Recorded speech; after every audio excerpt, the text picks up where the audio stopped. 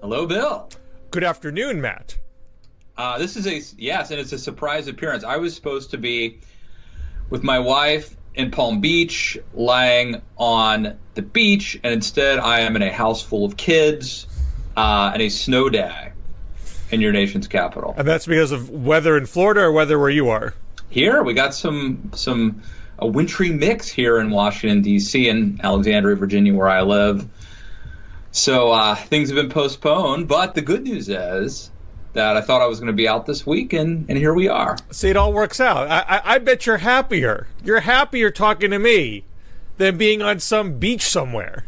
Yeah, drinking something with coconut. And yeah, this is exactly where I want to be. Yeah, that's right.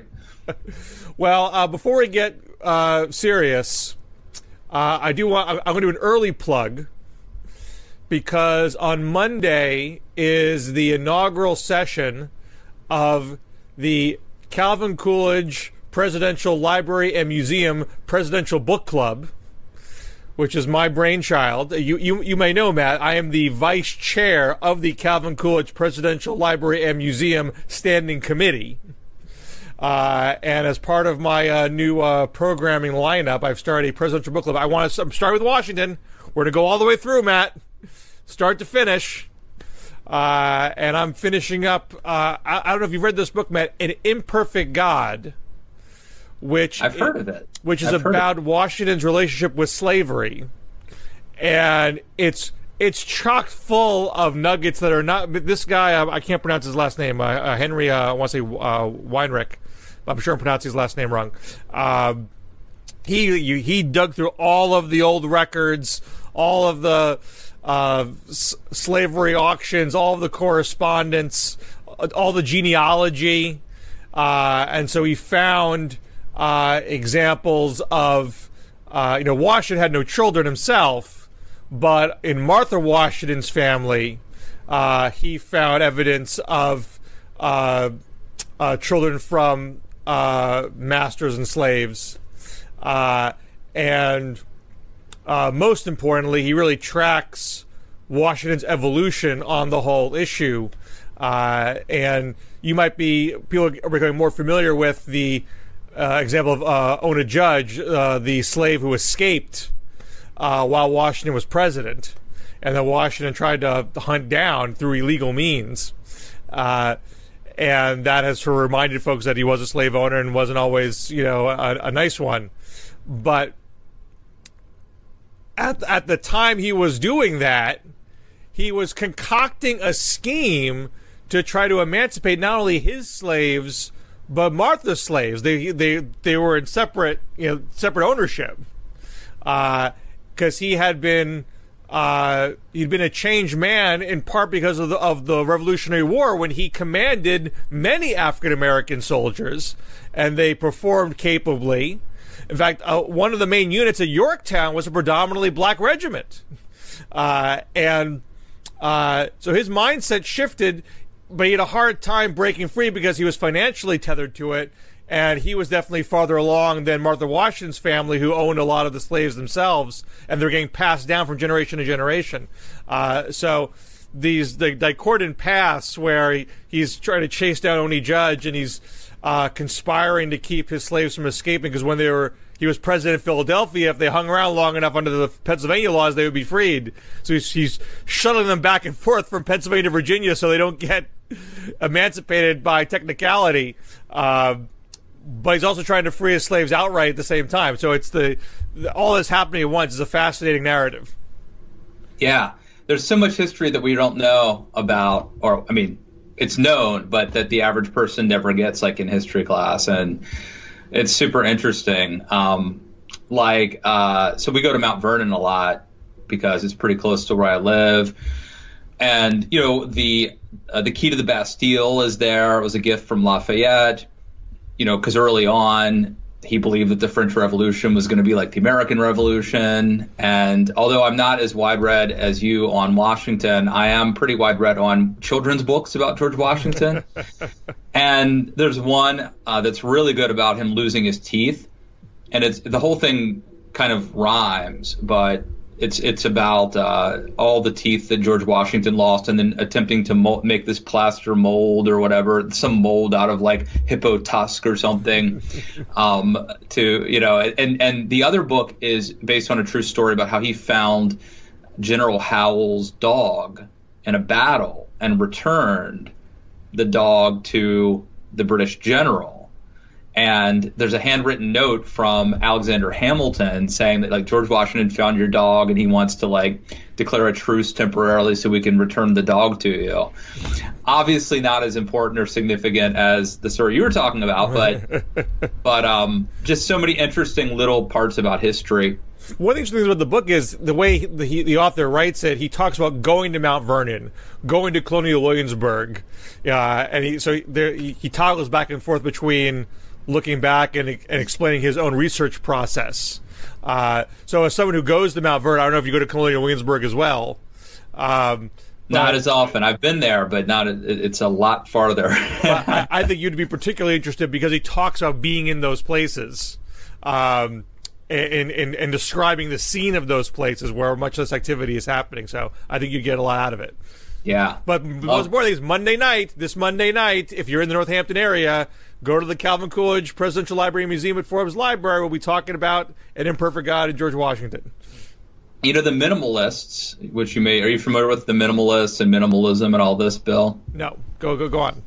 Well, so there's a podcast, a pretty popular podcast, and I guess it's like a Netflix documentary called The Minimalists. And it's these two guys who are basically teaching people how to get rid of junk and stuff. It's kind of like the whole sparking joy thing. And the minimalists recently said that they named Calvin Coolidge the most minimalist president. I guess on President's Day. Well, I mean, part of the ulterior motive here is to, you want to have a better understanding of Coolidge. You have to have understanding of the presidency itself and what brought us to that point and what happens post-Coolidge with the Republican Party in the country. So Coolidge will always be in the back of our minds, Matt, as we go through this journey through the presidents.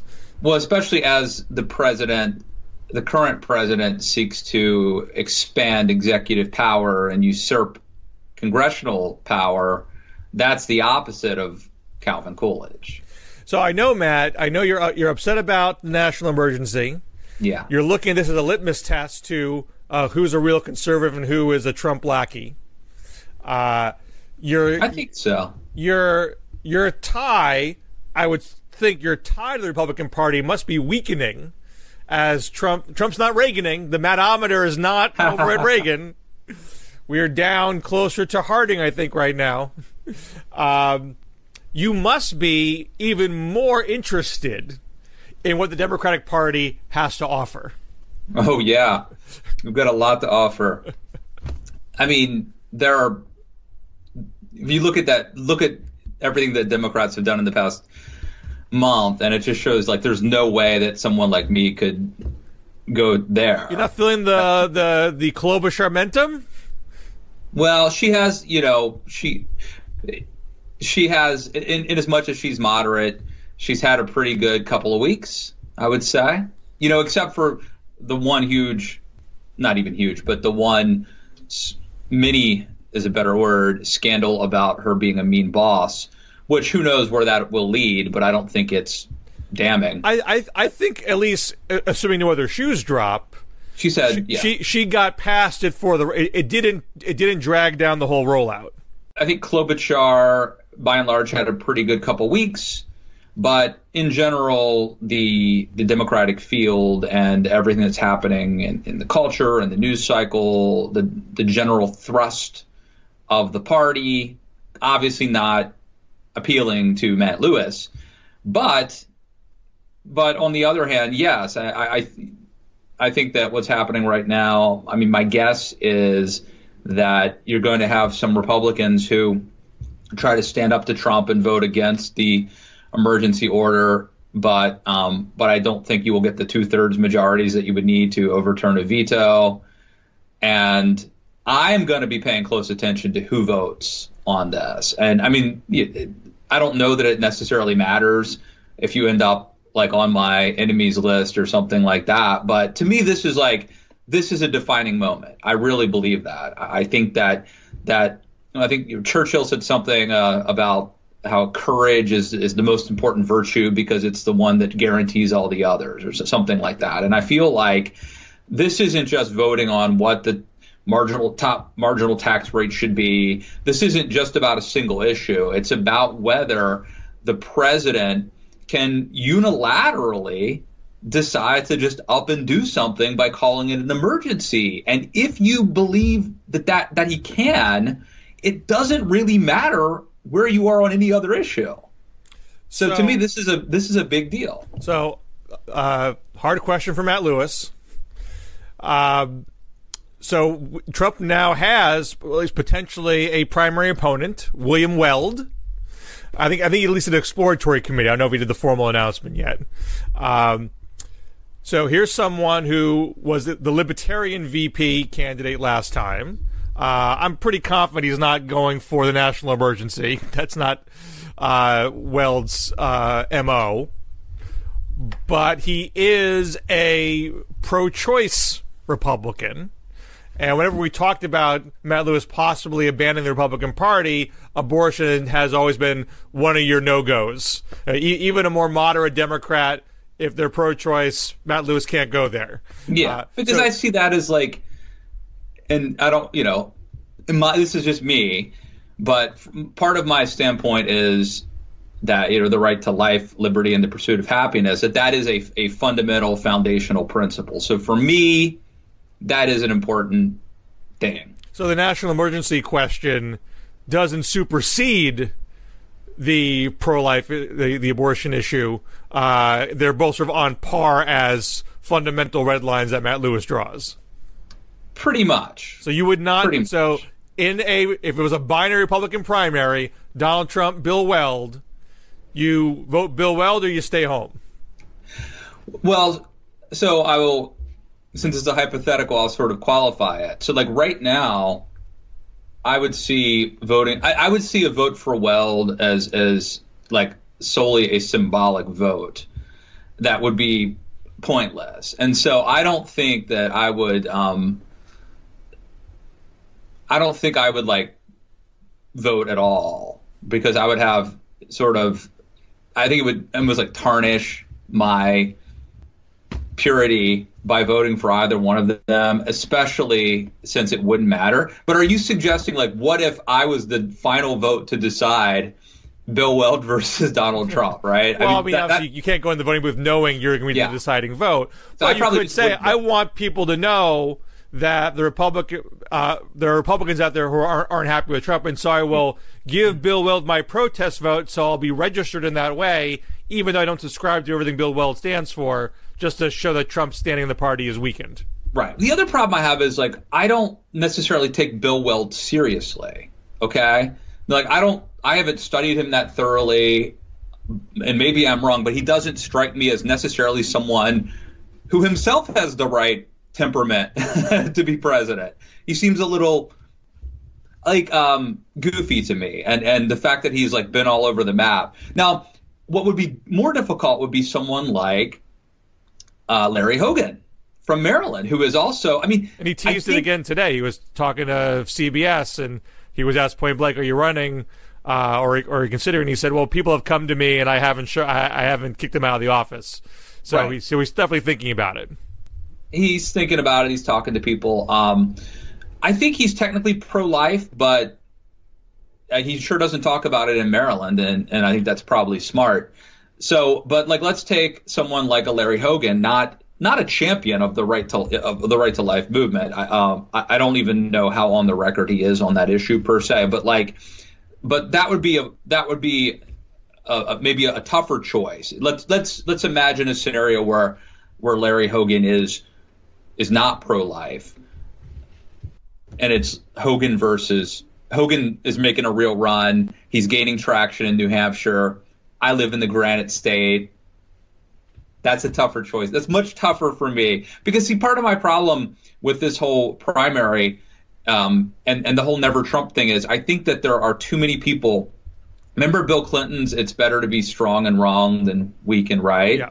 And I think like the worst way to try to run against Trump is as someone who is doing this virtue signaling and comes across kind of weak. And I think like Flake and Kasich and Weld kind of have that. I'm not sure how to define it. Then there are people like Hogan that, and again, I haven't, even though I'm from Maryland, I have to study him more, but he seems to have more gravitas, more of a presence. And that, I think, that's not a substantive policy thing. This is very superficial, but I do think it's important. If you're running against Donald Trump, you can't let him steamroll you. Now, to get back to the Democrats, seeing Bernie enter the race, this makes you even more convinced that Democrats are going to swerve far left, or do you look at it and possibly say, you know what, maybe Bernie's standing is not as strong as it was 2-3 years ago? Maybe there is a room for a Klobuchar or a Biden or what have you. Well, there's definitely room for Biden, at least now. I think all the polling, Biden leads, and Bernie is second, I think, in the polling that I've seen. So now, who knows if Bernie can sustain, if you can get the souffle to rise twice. He may have some problems. I mean, there were some problems in his campaign that have come out about like sexual harassment or something or other that happened in his campaign that he's had to apologize for. He doesn't do well with African Americans, especially, so that could be a problem. But then again, if the African American vote's splitting among a few candidates, then maybe that's good for Bernie. So mainly my concern with Bernie Sanders is that he's very close to being a communist, but he comes across like a nice, friendly guy, and like your grandpa or something. And I think that's kind of scary. And the other thing I think is,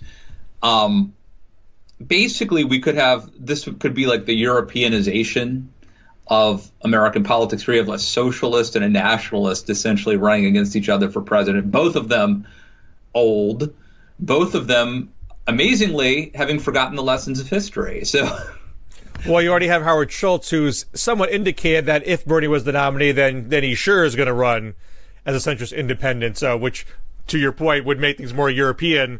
We're now having sort of multiple parties forming as the main parties seem to go to the extremes. We're seeing in Great Britain right now defections from the Labour Party and the Conservative Party, and former Prime Minister John Major complaining that the extremes have taken over the two major parties because they know they can't influence power otherwise. So that may occur. And Bernie, your point about the souffle point. Yeah. His own people, he himself said, I think it was to John Dickinson yesterday, that with so many people running, you may not need 50% to win these contests. You may need only around 35%, which is not wrong, at least for the earlier contests. But it suggests he doesn't think he has to expand his reach. He thinks he has to hold what he has, and that he has the small donor infrastructure, a social media apparatus. His intro video got the most views of any intro video so far.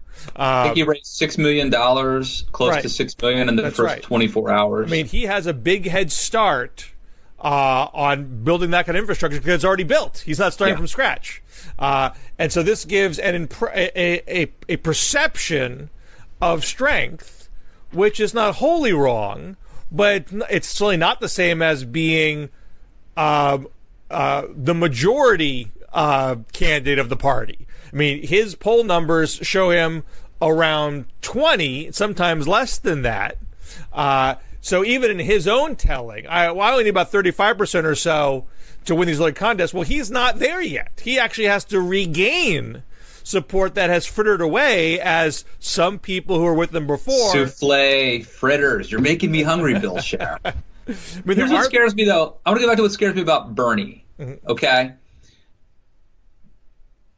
So because Donald Trump has, at least rhetorically, and you've got my friend and former boss Tucker Carlson sort of doing this too, talking about class consciousness more and the banking industry and the Wall Street investors and hedge fund brokers sort of being more critical of capitalism happening on the right. And then because the left, their version of extremism today is much more about identity, like racial identity politics and trans issues having to do with culture. Bernie feels more moderate, even though he's radical by the old left versus right paradigm standard. But caring about class and capitalism, like that seems so tame in comparison to our big civil war over identity. So I feel like it makes Bernie seem more cuddly than he otherwise would. I don't fully agree with that. I agree that positions that he has taken that were seen as totally on the fringe have been somewhat mainstream now. It's certainly more commonplace to talk about single payer, free college, $15 minimum wage. These things are part of our normal discussion and not seen as fringe positions. That is true. But I don't think he has developed a cuddly vibe. I still there's still an edge to Bernie he still comes across as hectoring to a lot of people, and I know a lot of people where I live. In fact, there was a headline in the paper today from our local paper that said, Valley residents, we're in the Pioneer Valley, on Bernie, yes, no, and meh. Showing, and this is an area where Bernie won the primary here, and you still see plenty of Bernie stickers around town. But there are people who were with him before who aren't so sure this time. They like Warren. They don't want a white male. And on the first day of his new campaign, he wasn't even asked about his white maleness.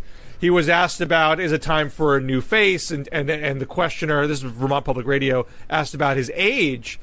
Bernie went on a long monologue where then he volunteers that we shouldn't be judging our candidates based on skin color or sexual orientation or gender or age. And a good number of people on the left were saying, no, thank you, Bernie.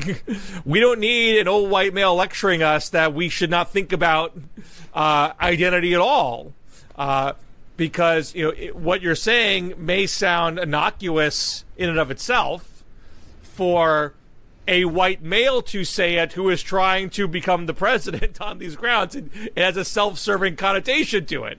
Yeah, sure it does. But think of it electorally, right? If Bernie is the nominee, he's going to get the vote of progressives, certainly. What's the only way he would get it?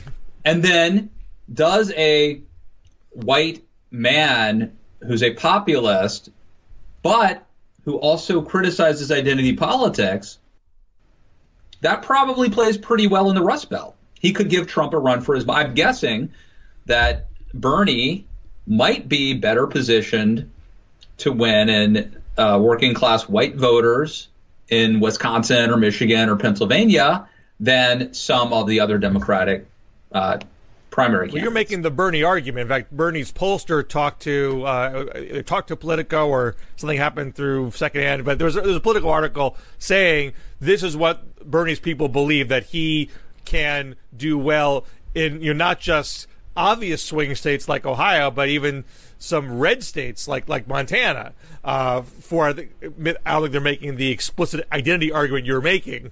They're making it more about his policies. But I do think there is subtext there where, I think Bernie's entire political career is centered on, if you give a full-throated economic populist agenda, we can break through these cultural divides and win white working class voters. I think that is what he believes most deeply, and so he's very reluctant.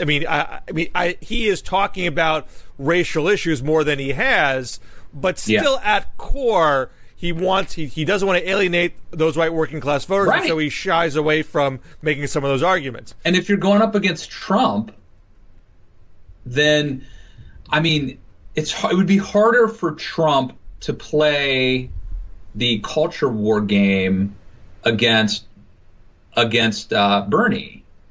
He can't say it's us versus them as much against Bernie, right? It becomes much more nuanced. The contrast is not nearly as sharp. Well, we don't know exactly how Bernie runs in general. And if I could backtrack for a sec, as you may know, Matt, I have an article in Politico this week, which is, how does a straight wild male Democrat run for president? And I've got some good press out of this, Bill. I've done a number of radio interviews lately on social media. I'd say it's mostly positive for folks who've actually read the thing, but people are just reacting to the headline.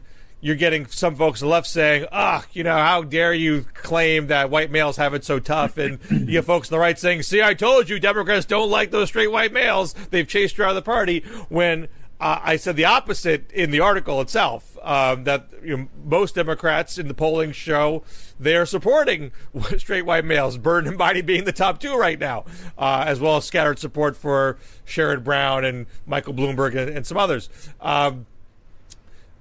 But my point is not that, poor sad white males have it so hard, and that, women and people of color getting some kind of free ride running for president. I mean, I'm not making that argument, but there are specific challenges that white males are going to have, which is why they haven't rushed into the race as quickly as non-straight white males have. Almost everybody running in the Democratic primary is not a straight white male. Bernie's just the second out of the 10 that have announced so far, and I'm not even counting Marianne Williamson and Andrew Yang because they're not former or current office holders. And so there's a reason why Biden, Beto, Hickenlooper, McAuliffe, Bloomberg, Michael Bennett, Eric Swalwell, the list goes on of people on the sidelines. Why are they hesitating? I think part of it is, how do I make the case to a party that very much wants to be the party of diversity, the party of multiculturalism, the party that breaks down barriers? How do I position myself in that party to say, I can be that person? I think Bernie's doing it exactly the right way, by not pussyfooting around it, by not trying to, certainly we need to have more diversity in the party, but I think he's approaching it kind of the way Donald Trump would. He's kind of owning his brand, and it's Bernie being Bernie. Well, I think you're right that I don't think the right way for white males to do it is to get tied in knots. And this is not quite that example, but Cory Booker, obviously not white, but a male, was asked by Rachel Maddow last week, if you're the nominee, will you commit to a woman as your VP? And Booker said, well, I would certainly look to women first. I certainly want to see women become president. I worked for a woman to become president before, and I wish she was one today. But I can't box myself in and commit to that right now. So in the course of doing that, he wasn't asked directly, should a woman be president right now, and therefore you should not run. But he felt obliged to say, believe me, I would like a woman to be president. Don't get me wrong here. And then once you go down that path, you have to ask the question, then why are you running that? If it's so important, why are you doing this? So I don't think it seems like a nice guy who wants to be liked, but I'm not sure that is what the American public want in a leader. So I agree with you that they have to be careful not to go down that rabbit hole. But at the same time, I don't think the Bernie path makes sense either, because Bernie's made a lot of tin ear type of comments on these subjects. It wasn't that long ago where he said that white voters that didn't vote for Andrew Gillum in Florida because he was black are not necessarily racist. and he had to walk that back. And when he called groups like NARA and Planned Parenthood part of the Democratic establishment, a lot of pro-choice women took offense to that. When he endorsed Heath Mello for mayor of Omaha, Nebraska, who had an anti-abortion record, and he said, well, we can't have one issue decide who we support in states like Nebraska. People who are pro-choice thought he was deprioritizing their issues. So he's had a history of these sorts of things. Yeah. And so to make that case, the anti-identity politics case, in service of yourself, I think also potentially causes him problems winning the nomination at all. I mean, you might think it helps him in the general, but even then, there's an argument that sure, you got to win white working class in some areas, but if you don't get people of color voters to turn out in big enough numbers, that you're going to lose on that end also. So yeah. It's a very difficult line to walk, and I'm not arguing that woe is us as a country that people have to walk it. You are running to be the uniter of the party and the country. That is part of the job. Certainly as a Democrat. I mean, in Trump's Republican Party argument, that's not the job. But Democrats certainly see the presidency as a spokesperson for diversity and unity.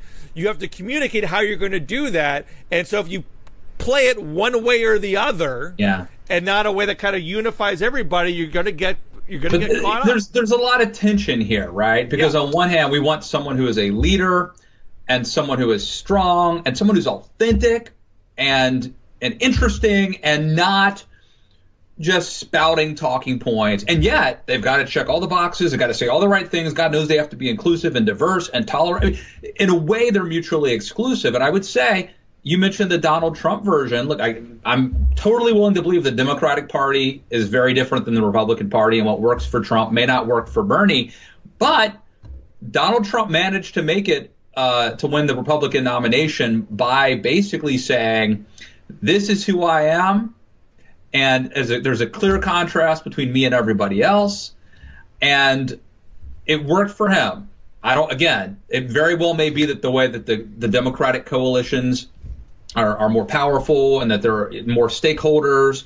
But I would just return to the fact that it's very hard to be authentic and strong and have a brand and yet also play these games and keep everybody happy. Well, Cory Booker very hard. To keep people happy. Cory Booker wants people to like him and doesn't want to offend people.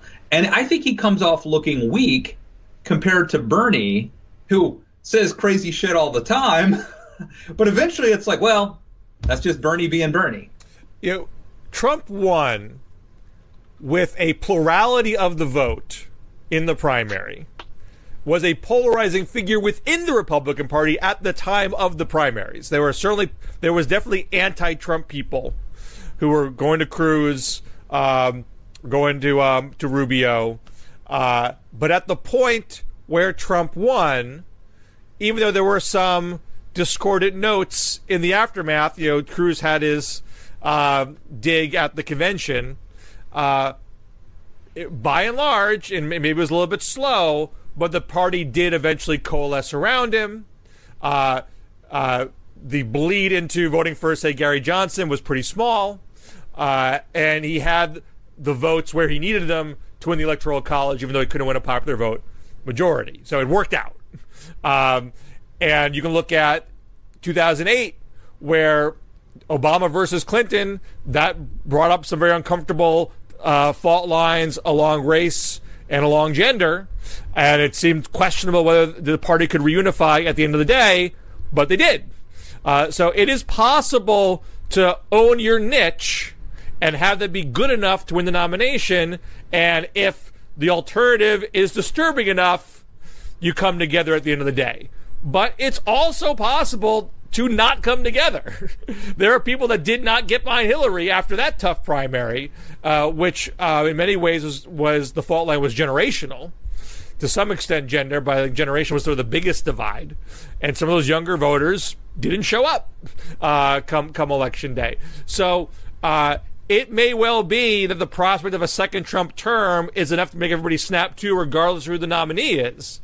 But there's definitely a risk. I mean, if Bernie gets the nomination without a substantial African-American vote, for example. And I think, and we've talked about this in the past, it's possible the African-American vote divides, doesn't consolidate around one person, therefore doesn't give the big delegate haul in the South to one candidate. Now, Bernie at this stage of the game has some African-American vote. It's younger. It's not the lead, but it's I think it's third place behind Biden and Harris last I saw. So it's not zero. So if he keeps his peace and he gets enough white progressive vote, maybe that's enough to muscle. And mind you, the fact that he's getting money early is not insignificant because California's earlier than before, and they have early voting. So you can't just campaign on the cheap in Iowa the whole time. Right. You have to start spending. But California is also it's not winner take all, right? Well, so nothing's winner take all. Right. But if you let Kamala get all of California, that's a lot of delegates. So you got to compete there to make sure that doesn't happen. If you can keep things to a relative tie, or keep her delegate margin pretty small, that's good for everybody else. But that doesn't happen unless people spend money in California. That's an air war state, not a ground war state. If you can't raise money early, you're not going to compete there. So someone like Bernie, someone like Warren, who also has a small donor army, someone like Biden, someone like Beto, who has got his donor list, they're going to have an easier time of it than a campaign that has to build it from scratch. And maybe someone can, but there's so many campaigns who don't get off the ground by the summer or the fall this year are going to have to say to themselves, you know what? I can't do this. I don't have the money to do this. So Bernie, I don't count him out in that regard. But here's a question. It's a narrower path to a nomination than what you might otherwise want. Here's a question I have for you that I don't think we know the answer to. So I think it's been documented that if the African American vote had turned out for Hillary the way it did for Obama, that she would be president today. I mean, that's one. I hesitate to suggest we should blame black voters that Trump won. I think that's oversimplifying it. And I would not make that argument. I would blame Hillary maybe for not inspiring them. But whatever the case may be. But I think that's a factor. Obama was in the upper 90s. Hillary performed more like a traditional Democrat, which is more upper 80s. Gotcha. No, that's fair. But my point here's my question though, and I think that's totally fair. But my question is, what if that's just Obama? Like, in other words, we don't know even if Kamala, were she the nominee, could replicate the numbers Obama had. That's an unknown thing, and we could assume that an African American Democratic nominee going against Trump would, but we don't know that, and so it may be that the best shot Democrats have is someone like a Bernie Sanders, who could chip away at some of the working class white vote, ostensibly in the Rust Belt, places like Iowa. You said Montana. I don't think Democrats win Montana, but you get my idea. Right. Well, I made an argument in one of my more recent articles about electability. I think everyone's going to have their theory of the case. Amy Klobuchar's out there basically saying I can win in the Midwest. Bernie's now basically saying something similar beyond the Midwest. He can win all sorts of random places because he can juice the white working class vote in a way that others can't. If Sherrod Brown runs, he's going to say, I got special pull in Ohio and elsewhere. And you got people like Harris and Booker who are going to be able to suggest or try to suggest we can energize the Obama coalition in a way that that some of these other people cannot easily do. And my argument is this is all theoretical. Yeah. If you're going to make that case, you better prove it in some way. Don't just say it. Don't just give me the paper argument. You can win Montana, Bernie Sanders. Show me the Montanans who voted for Trump, who will say, you know what, I voted for Trump, but man, I'm with Bernie today. Give me the proof you can actually do this. You want receipts. I definitely want receipts. I think if you're a Democratic primary voter, you should demand those receipts because anyone could say what their theory is, but can you deliver it? I mean, even if you're a Sherrod Brown in Ohio, yeah, you won in Ohio as a Senate candidate. Mitt Romney won Massachusetts as a governor's candidate. I just don't think it's possible to prove it. I mean, if Donald Trump had said, I'm going to win, he did say he was going to win Pennsylvania, and I didn't believe him. So, I mean, I agree that no one knows what's going to happen. Unequivocal proof is not going to be found. Yeah. But do something. You have a plausible argument for why this is different. Show me that you are organizing people in those areas who are non-traditional Democratic voters who really like you. So it's not just one random person. It's like, hey, I did an event in Missoula and I got 2,000 people. You see, Montanans love me. Great, you get a decent crowd in a college town in Montana. That doesn't mean anything. Give me something real to suggest you really are breaking through in a way that others aren't. Otherwise, it's all just theory. Yeah. So I think Bernie has a real shot at this thing. It'd be interesting. But you'd rather he did it. You'd rather, it's not like you're trying to set Democrats up to lose to Trump. You'd rather see them go in a more moderate path. Yeah, no, part of me wants to root for the story. And just sort of be an observer of this as an observer, as a commentator. Just feel the warmth as the country burns to the ground.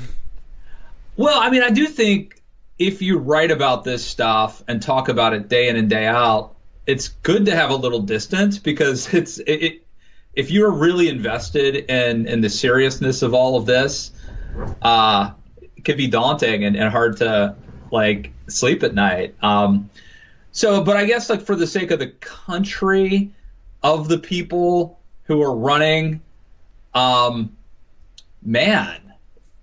I don't even know what I would do. I don't know. I guess Amy Klobuchar is the most moderate Democrat running. But even her, she has said that Democrats shouldn't chase pro-lifers out of the party. But she's pro-choice herself. She's going to nominate pro-choice judges. So even a Klobuchar, would that be a bridge too far for you?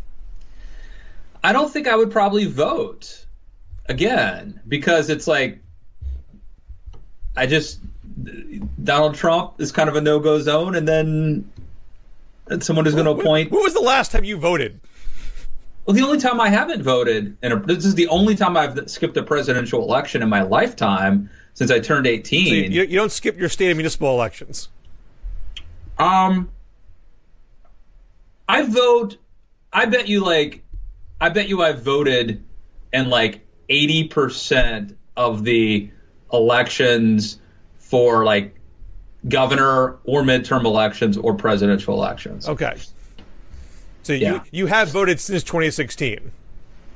Yes. You haven't given up on democracy altogether. I've said it before and I'll say it again. It just doesn't work. All right. So anything else you want to bring up before we call it a day? I would like to plug. So I'm pivoting to video, Bill Scher. Do you know about this? I do not know about this. I'm pivoting. What are we doing right here? Well, this is not great video. I hate to say, and you always look better than me. I can't get I got all these lights and it's fuzzy. I've got Vaseline on my screen. I don't know what the deal is, but no. I am going to be simulcasting some of my podcasts, and we just did our first one yesterday. And this is professional. It's going to look really good. And Kristen Soltis Anderson, the Republican pollster, was my first guest. Former Blogging Heads co-host here. Yeah. She's great. We had a really good discussion about a lot of things, including the 2020 Democratic race, about the Republican potential for Republican primary, which she's not. She's kind of where I am on that, not terribly optimistic. We talked about her formerly fronting a ska band as a singer, and also about the polling industry. Should we trust polls, and why, and what have pollsters learned since 2016 to make sure that they don't mess it up again. So we had a great conversation, and I'm hoping it comes out Friday or Saturday, so you can listen to it We're now on iTunes, Stitcher, and Google Play. Or I'll have the video like on YouTube and stuff. So hopefully this goes well. I'm planning my second video podcast will be with Arthur Brooks, formerly of AEI, who has a new book coming out. So excited about this pivot. All right. And I'll just replug. Come out to Forbes Library, home of the Calvin Coolidge Presidential Library and Museum in Northampton, Massachusetts, for the first Presidential Book Club session this Monday at 7:30 p.m. Very exciting. Awesome. All right. Well, glad we could do this. I mean, I guess it all worked out for me being here in D.C. instead of Florida. So. What does Florida even have?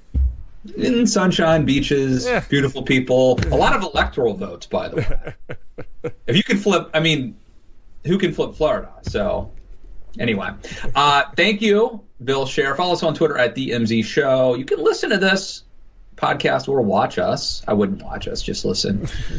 Thank you, Bill Scher. I'll talk to you next week.